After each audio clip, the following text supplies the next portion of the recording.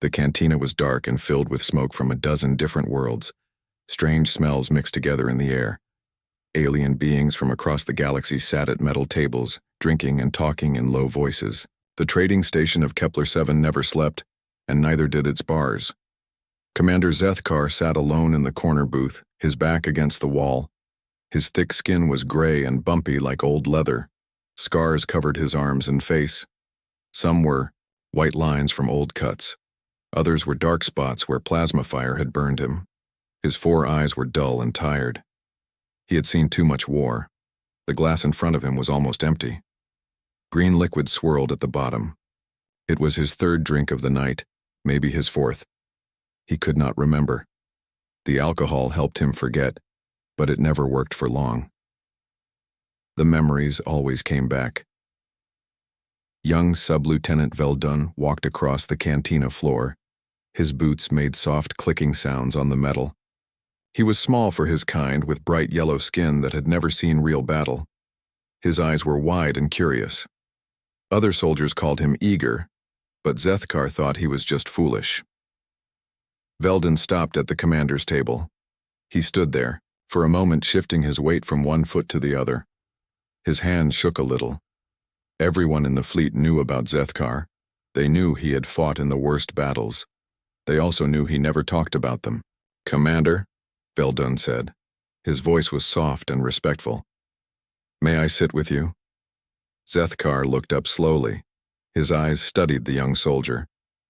"Why would you want to do that, boy?" "I wanted to ask you something, sir. I do not answer questions." "About the war?" Veldun sat down anyway. The seat was hard and cold. "Everyone says you fought them, sir. The humans. At Rigel Prime." Zethkar's hand stopped moving toward his glass. His 4 eyes narrowed. "Who told you that?" "The older soldiers whisper about it, sir. They say you were there when we first met." "Them? They say something terrible happened." The commander was quiet for a long time. He picked up his glass and drank the rest of the green liquid. It burned his throat, but he did not make a face. "Terrible is not the right word," he said finally. "Then, what word would you use, sir?" Zethkar looked around the cantina. Other aliens were drinking and laughing. They seemed happy and safe. They did not know what he knew. They had never seen what humans could do. "Educational," he said at last. It was educational. Veldun leaned forward. His eyes were bright with interest. "Will you tell me what happened?" "You do not want to know." "Yes, I do, sir. Please." Zethkar waved at the server. The alien brought him another drink. This one was stronger than the last. He took a long sip and felt the alcohol warm his stomach. "We thought they were weak," he began. His voice was quiet, but Veldun could hear every word. "When our scouts first found them, they had barely learned to travel between stars. Their ships were slow and clumsy. Their weapons shot metal bullets instead of energy beams." "That does sound weak, sir." "That is what we thought." High Command looked at their technology and laughed. They said it would be easy. A few days of fighting at most. Maybe just one day. Zethkar took another drink. The memory was coming back now, clear and sharp. He could see the briefing room, where they had planned the attack. All the officers had been so confident. General Thakmore called them primitives. He said they were like children playing with toys. He assigned only one assault division to take their first colony world. He said it would be good practice for our new recruits. "One division against a whole planet?" Veldun asked. "We had done it before, many times. Most species surrender when they see our ships. The smart ones know they cannot win. The others fight, for a few hours and then give up. That is how war works in the galaxy." "But not with humans?" Zethkar's laugh was dark and bitter. "No, not with humans." The commander stared into his drink. The green liquid reminded him of the algae farms on his home world. Everything had been simple then. The galaxy had made sense. Their colony was called New Dakota. It was a farming world with maybe 2 million people. Small towns and open fields. Nothing that looked dangerous. Our intelligence said they had a few thousand soldiers and some old weapons. Standard planetary defense force. What happened when you arrived? At first, nothing unusual. We came out of jump space and took position above the planet. Standard formation. We sent them the usual message demanding surrender. Most species answer right away. They beg for mercy or try to negotiate. Zethkar paused to drink again. His hands were steady, but Veldon could see something in his eyes. Fear, maybe, or respect. The humans did not answer for 6 hours. When they finally responded, their message was short. They said no.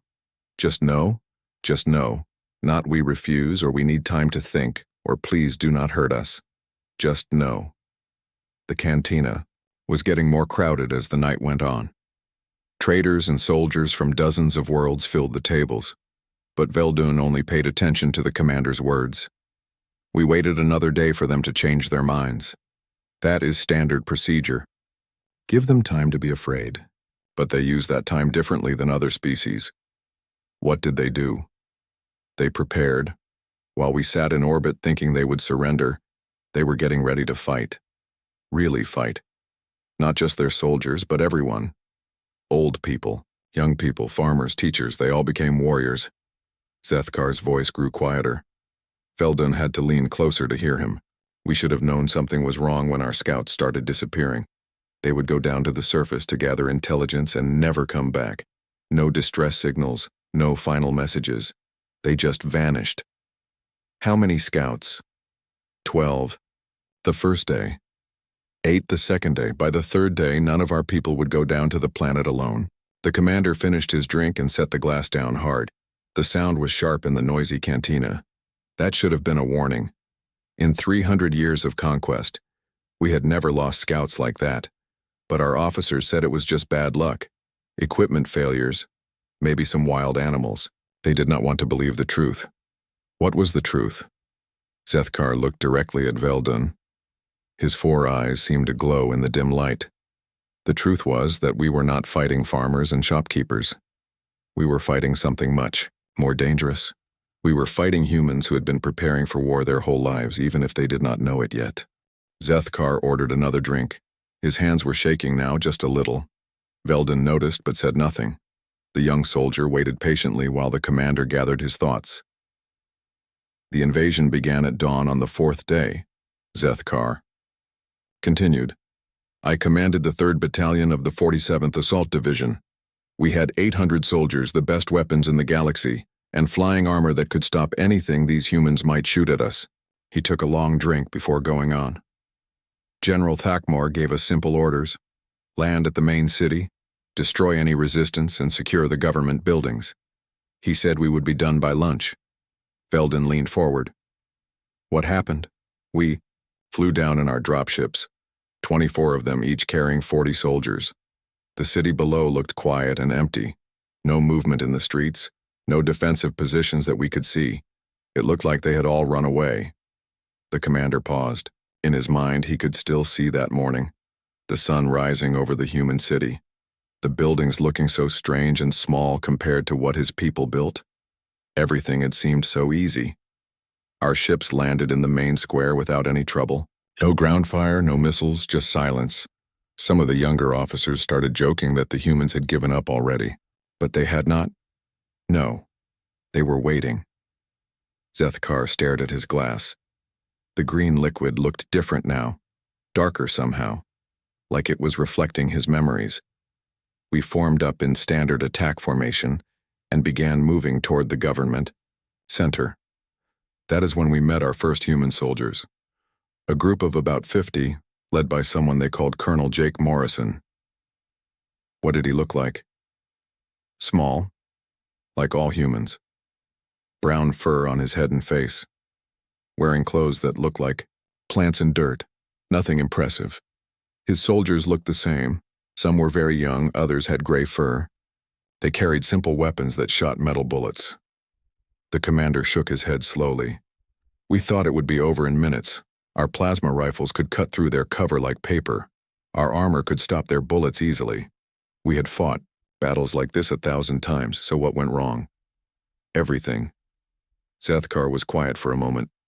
Around them, the cantina buzzed with conversation and laughter, but their corner felt separate from all that. like they were in their own dark space.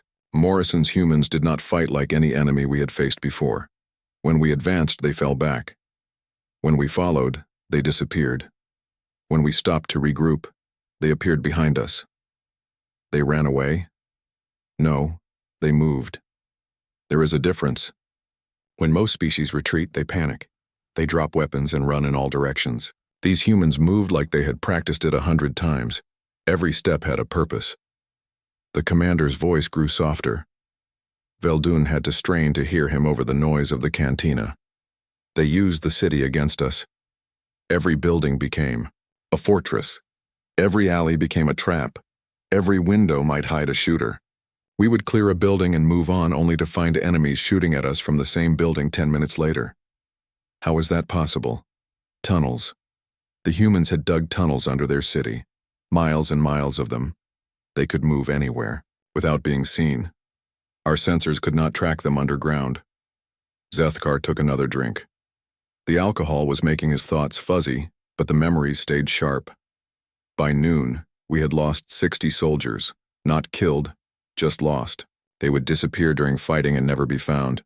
No bodies, no blood, nothing. Morrison's people were taking prisoners, but we did not know that then. What did you think was happening to them? We thought the humans were eating them. Veldun's eyes went wide. Eating them? It sounds foolish now, but we had never seen anything like it. In normal battles, you find your dead and wounded. Bodies are left where they fall. But our soldiers were just vanishing. Command started spreading rumors that humans were cannibals. The commander laughed, but there was no humor in it. The truth was worse than cannibalism. They were studying us, learning how our equipment worked, how we thought, how we fought. Every prisoner they took taught them something new. How did you find out? Major Lisa Grant. She was Morrison's second in command. During a firefight, she used one of our own plasma rifles against us. Not only did she know how to fire it, she knew how to adjust the power settings and change the targeting mode. Zethkar's 4 eyes focused on something Veldun could not see. The past was becoming more real than the present. That was when we realized these humans were not just brave or lucky. They were smart, dangerously smart. They learned faster than any species we had ever encountered. What happened next? We called for reinforcements. General Thakamore sent down the 5th Battalion and the 12th Armored Company, 1,200 more soldiers and 50 hover tanks. He was angry that we had not finished the job already. The commander's voice became bitter. The general still thought we were fighting primitives. He believed bigger weapons and more soldiers would solve the problem. He did not understand what we were really facing. Did the reinforcements help? For about an hour, the tanks rolled into the city and started destroying buildings where we thought humans were hiding. It looked like we were winning.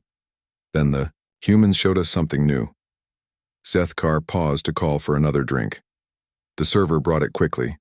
Even the staff could tell this was not a normal conversation. Captain Ryan Murphy had taken his soldiers into the mountains outside the city. We thought they were running away. Instead, they were preparing an ambush. What kind of ambush? They had moved some of their heavy weapons into the high ground. Old-fashioned cannons that shot explosive shells. Nothing that should have threatened our hover tanks, but Murphy was not aiming at our tanks. The commander took a long drink. His hands were steadier now, but his eyes looked haunted. He was aiming at the buildings around our tanks. When the shells hit, the buildings collapsed. Tons of concrete and steel fell on our armor. 3 tanks were crushed instantly. The others were trapped in the rubble. The humans buried your tanks? They turned the city into a weapon. Every building became a potential trap. Every street became a killing ground. We could not move without wondering if the ground would collapse under us or the walls would fall on top of us. Zethkar looked directly at Veldun. That was when I began to understand. These humans did not just know how to fight. They knew how to think like their enemies. They could predict what we would do before we did it. How is that possible? Because they had been fighting wars for thousands of years. Not against aliens, but against each other. They had learned every trick, every strategy, every dirty method that worked. And they used all of it against us. The commander finished his drink and set the glass down gently this time, By sunset on the first day, we had lost 300 soldiers and most of our heavy equipment. General Thackmore was screaming at us over the radio, demanding to know how primitives with metal bullets were defeating the greatest army in the galaxy. What did you tell him? The truth, that we were not fighting primitives. We were fighting something much worse. We were fighting humans. The cantina was getting louder as more aliens arrived for the night shift, but Zethkar seemed not to notice the noise around him. His 4 eyes stared into the distance, seeing things that happened long ago. The second week was when everything changed. He said quietly, "We thought we understood what we were fighting. We were wrong." Veldon waited. He had learned not to interrupt when the commander was remembering. General Thackmore brought down the entire 47th Division. 5,000 soldiers, the best we had. He also sent orbital bombers to destroy the human positions from space. We thought overwhelming force would end this quickly. Zethkar picked up his glass, but did not drink. The humans were ready for us. They had spent the week preparing. While we were calling for help, they were building traps. What kind of traps? Every kind you can imagine, and some you cannot. They dug holes in the roads and covered them with thin metal. Our vehicles would fall through and get stuck. They strung wires across streets at neck height. Soldiers running. In the dark would not see them until too late. The commander's voice grew softer. But those were just the simple ones. The humans had also taken apart our equipment and learned how it worked. They built bombs using our own power cells. When they exploded, they made the same sound as our weapons. Our soldiers could not tell the difference. They used your own technology against you? Not just used it. They improved it. Lieutenant Nicole Davis had a team of humans who could take one of our plasma rifles and turn it into 3 different weapons. They made sniper rifles that could kill from miles away. They made grenades that could destroy our armor. They made mines that could sense when our soldiers were coming. Zethkar finally took a drink. The alcohol burned, but it helped him continue. The worst part was how fast they learned. On Monday, they would capture one of our communication devices. By Wednesday, they were using it to listen to our battle plans.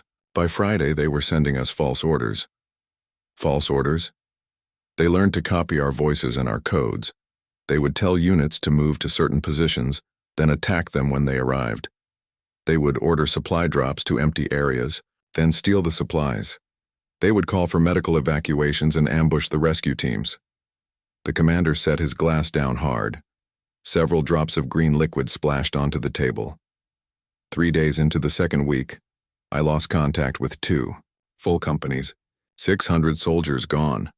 No distress calls, no battle sounds, nothing. They just stopped answering the radio. What happened to them? Sergeant Tony Rodriguez happened to them. Zethkar's voice became very quiet. Veldon had to lean across the table to hear him. Rodriguez was a human engineer. He knew how to build things and break things. He had turned 6 city blocks into a maze of death. Every door was trapped. Every window was a shooting position. Every basement was connected to every other basement. A maze?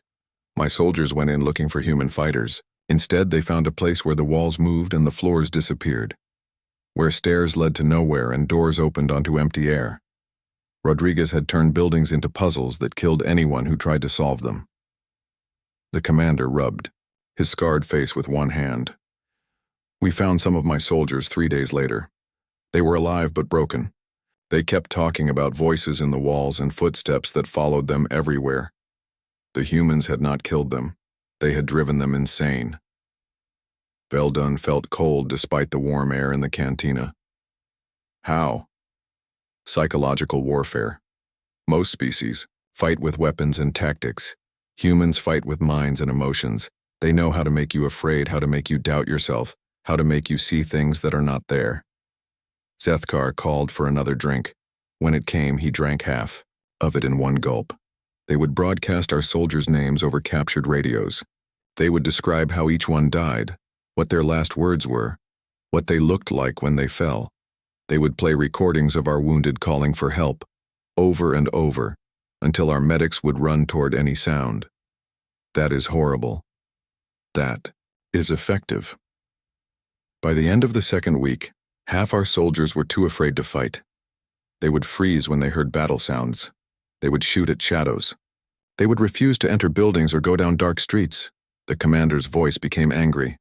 But the humans were not finished. They had something worse planned. Worse than psychological warfare? They showed us what they could do when they stopped holding back. Zethkar stared at his drink. I did not understand then that they had been playing with us. Every battle, every ambush, every trap had been a test.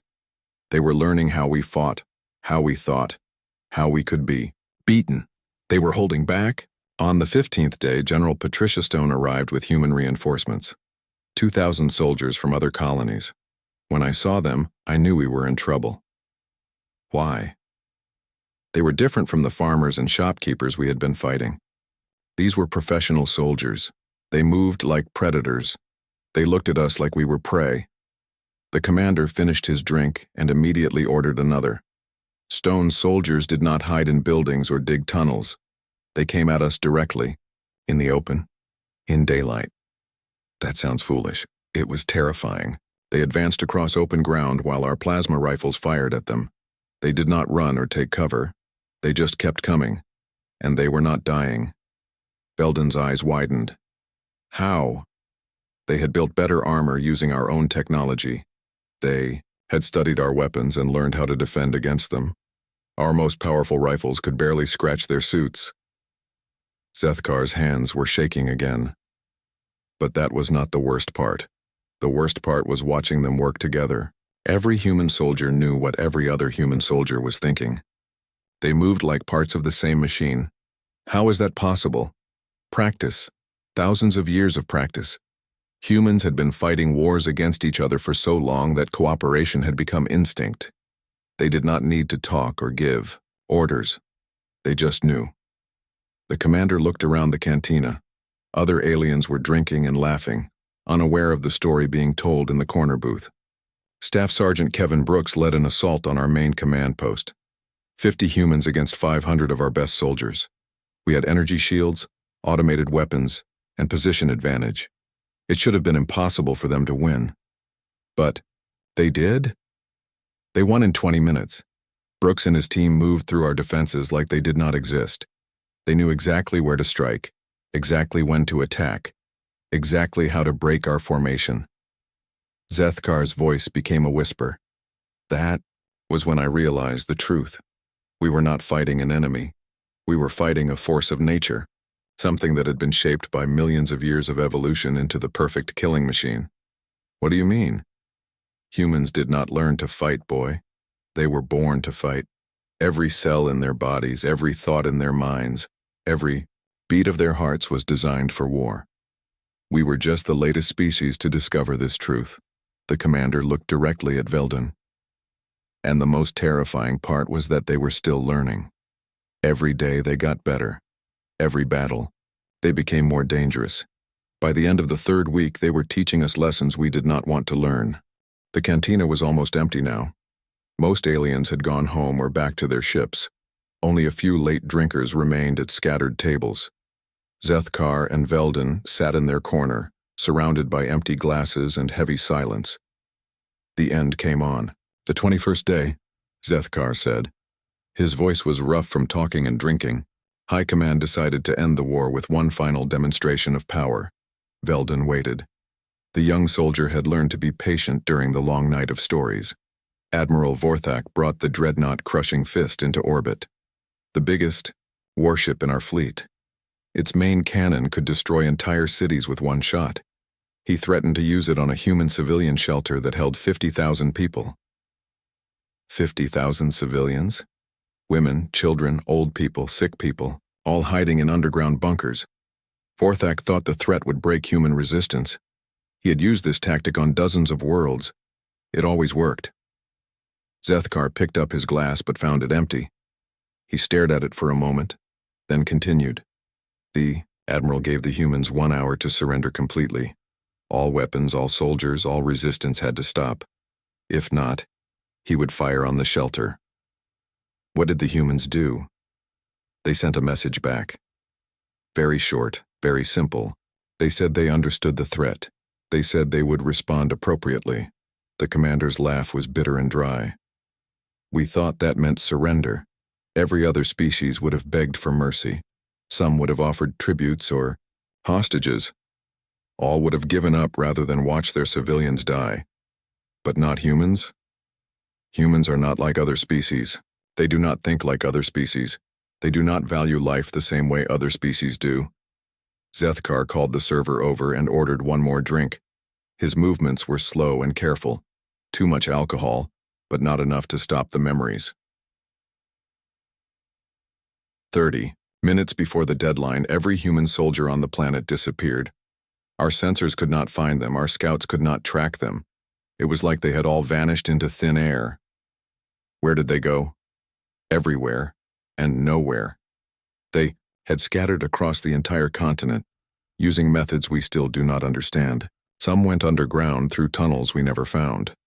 Others went into the wilderness using paths that did not show on any map. A few simply became invisible in ways our technology could not detect. The server brought the drink. Zethkar took a long sip before continuing. 5 minutes before the deadline, Admiral Vorthak received a communication from General Patricia Stone. She was calling from somewhere on the planet, but our equipment could not locate the signal source. What did she say? She thanked him for the demonstration. She said the humans now understood hegemony tactics and would respond with appropriate force. Then she asked him to look at his ship's status displays. Veldun leaned forward. What was wrong with the ship? Everything.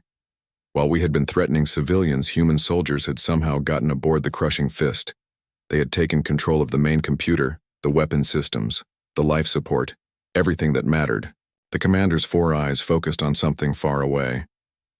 30 humans had boarded a ship with a crew of 3,000. They had moved through corridors filled with armed guards. They had broken through security systems that were supposed to be impossible to defeat. And they had done it all without being detected. How? We still do not know. Our investigation after the battle found evidence that they had been planning the assault for weeks. They had studied our ship designs, learned our security codes, and mapped every corridor and room. But we never figured out how they actually got aboard. Zethkar took another drink. The alcohol was making his speech slurred, but his memory remained sharp. Stone gave Admiral Vorthak a choice. He could surrender his ship and his fleet, or she would demonstrate what humans could do with hegemony weapons. He refused. He laughed at her. Vorthak said 30 primitives could not control a dreadnought. He said human threats were meaningless. He ordered his crew to fire on the civilian shelter anyway. The commander paused. In the silence, Veldun could hear other conversations from across the cantina. Traders talking about cargo prices. Pilots complaining about engine problems. Normal things that seemed very far away. The Crushing Fist's main cannon fired. Zethkar continued. But not at the planet. The humans had reprogrammed the targeting system. The beam hit the battleship Eternal Glory instead. They made your ships fight each other. Not fight. Execute.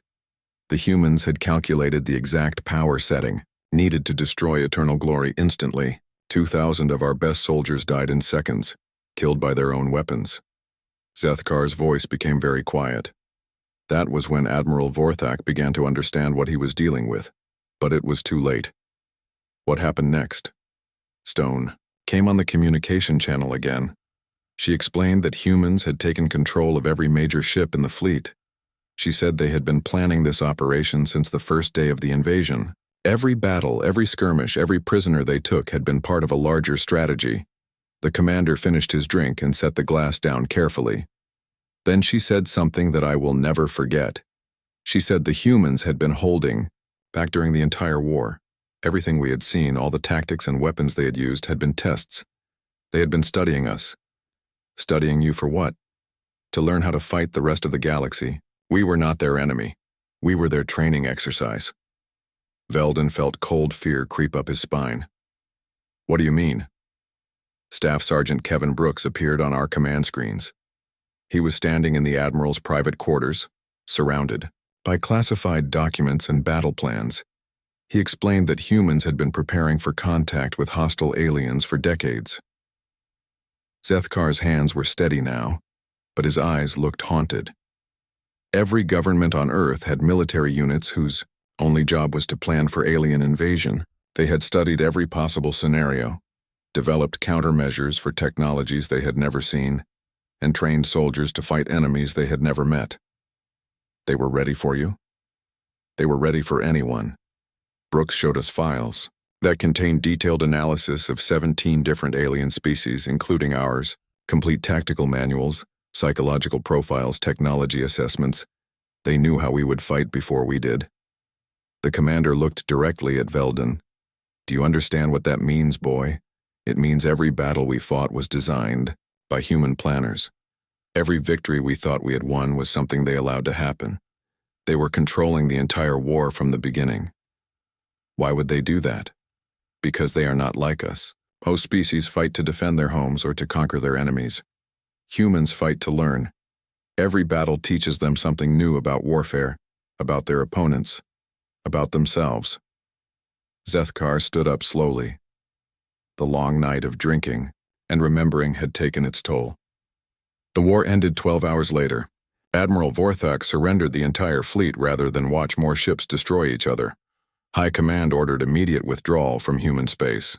And then the real horror began. Within 6 months, human ships appeared in every major system, not as conquerors but as traders and diplomats. They offered technology, medicine, and friendship to any species that wanted it. The commander began walking toward the exit. Veldun followed, his mind spinning with questions. But that sounds good, the young soldier said. Zethkar stopped at the cantina door and turned around. His scarred face was serious and frightening in the dim light. Do you not understand yet?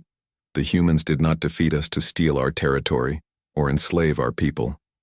They defeated us to prove they could. Now every species in the galaxy knows the truth. What truth?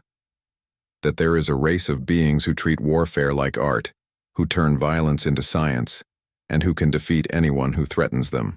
The humans have established themselves as the apex predators of the galaxy, not through conquest but through demonstration. Zethkar walked out into the corridor of the trading station. Veldun hurried to catch up. Commander, wait. What does this mean for us? The old warrior stopped and looked back at the young soldier. It means we pray that humanity never decides we are a threat. Because if they do, we will discover what real horror looks like. He walked away into the darkness, leaving Veldun alone with the terrible knowledge of what the galaxy now faced. Somewhere among the stars, humans were waiting, watching, learning, and preparing for whatever came next.